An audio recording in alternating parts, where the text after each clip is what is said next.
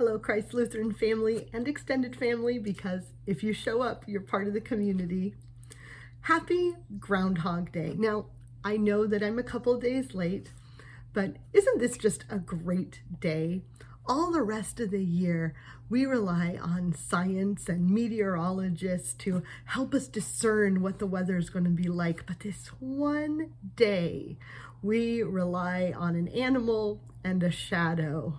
It's pretty crazy and it's pretty fun, and I kind of love it. But what I want to talk about today is actually a different Groundhog Day, one of my very favorite movies, Groundhog Day starring Bill Murray. If you haven't seen it, well, turn this off because there's going to be spoilers. Go watch it, come back. It's worth it, I promise. This movie is wild. The main character, well, he wakes up every day and he's in the same bed and he's still reliving Groundhog Day over and over and over. Well, after a while, he figures out that this means complete freedom. He can do whatever he wants. And boy, oh boy, does he use that freedom, because he's free from rules. He's free from any relationships. He's free from responsibilities. He's free from consequences. He can do anything he wants and have anything he wants. And he grabs onto that.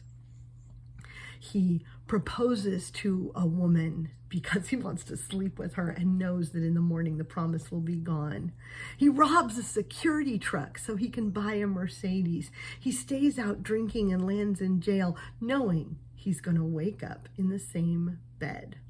In his freedom, he becomes more and more horrible every day, more obsessed with self. And his TV producer, who's someone he actually respects, sums it up and quotes Sir Walter Scott at him, saying, "The wretch concentrated in self." Well, this is a perfect description of how Phil has used his freedom, concentrated on self. But it's empty. Eventually, Phil discovers that this is misery. He doesn't want to be this anymore. He wakes up in the morning to an existential crisis and a knowledge of his selfishness and the misery that it's put him in. In my way of thinking, this means he's woken up and found Jesus. His new rule is that freedom means becoming the best, most loving person that you can be.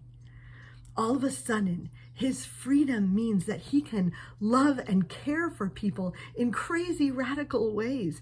He knows what's going to happen, so he takes steps to prevent horrible things from happening to others.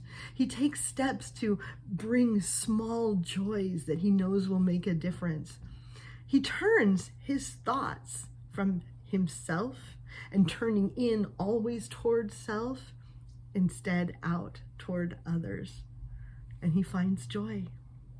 For me, this is the absolute essence of the gospel.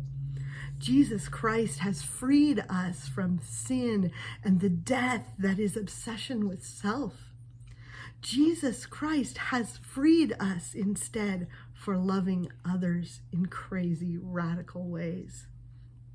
If you are a follower of Christ, this means that you have an opportunity to love in ways that you never expected. You're freed from the judgment of the world to love others in radical ways. This is the good news. This is the gospel according to Groundhog Day.